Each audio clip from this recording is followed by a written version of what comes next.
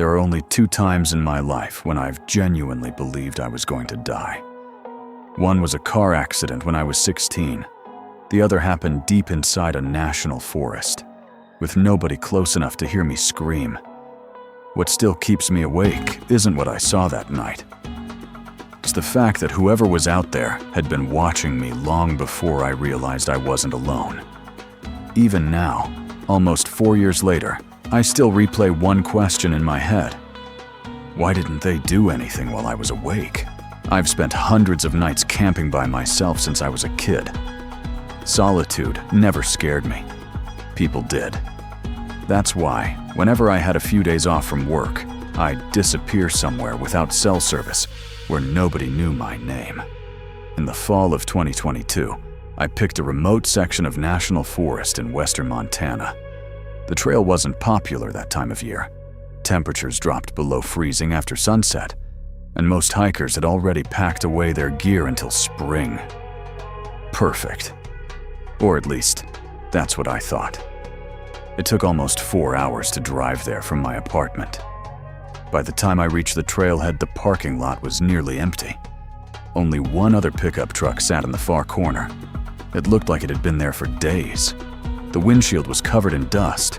Dead leaves had collected beneath the tires, and one of the rear windows had been patched with clear plastic instead of glass. I didn't think much of it. Hunters left vehicles out there all the time. I shouldered my backpack, locked my truck, and started hiking. For the next 2 hours, I didn't see another person. No voices, no distant conversations, not even another set of fresh footprints on the trail. Just endless pine trees stretching in every direction. Exactly what I'd come for. Around mid-afternoon, I found a clearing beside a narrow creek. It wasn't an official campsite. There were no picnic tables, no fire rings, no signs.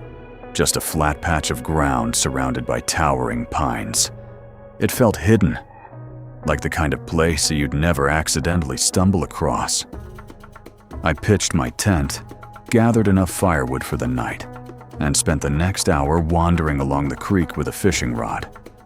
I didn't catch a single fish. By sunset, I settled for instant noodles and beef jerky before sitting beside the fire, listening to the water flow through the darkness. Everything felt normal, comfortably normal. The kind of peaceful silence that makes you forget the rest of the world exists.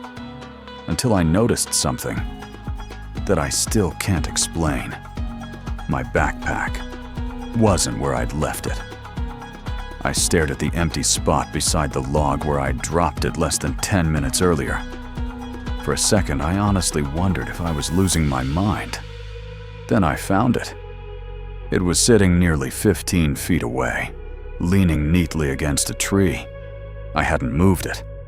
I know I hadn't, because my flashlight was still clipped to the side exactly the way I'd left it.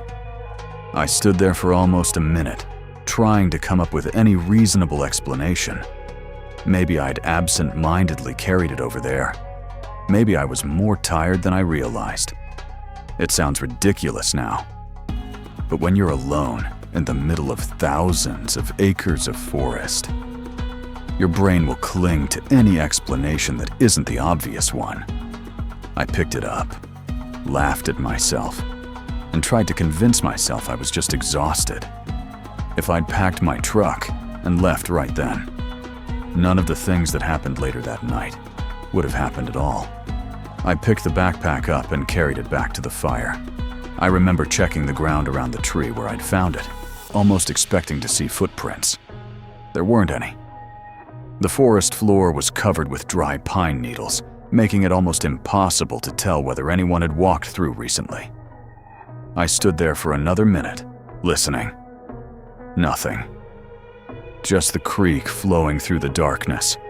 I laughed under my breath, shook my head, and told myself I was letting isolation get to me. After all, I'd only been out there for a few hours. I wasn't about to convince myself that my backpack had somehow moved on its own.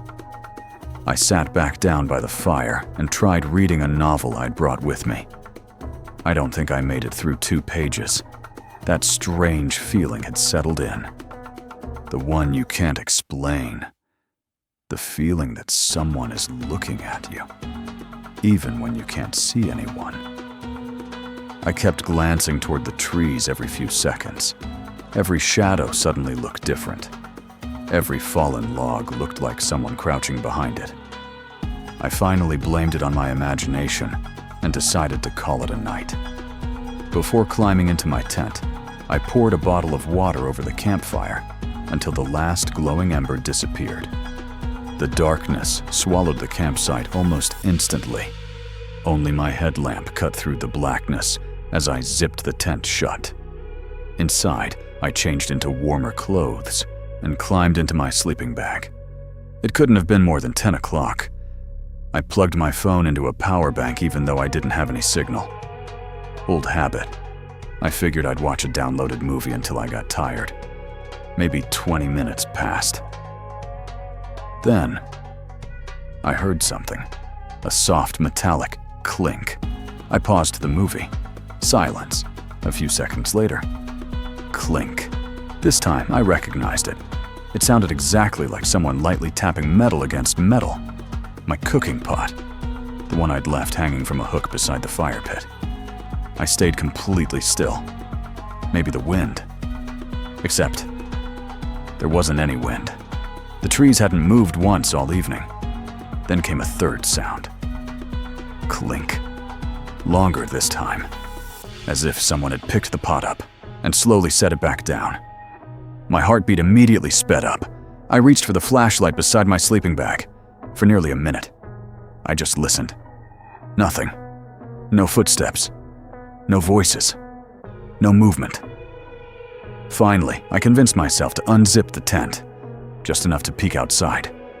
The campsite looked exactly the way I'd left it.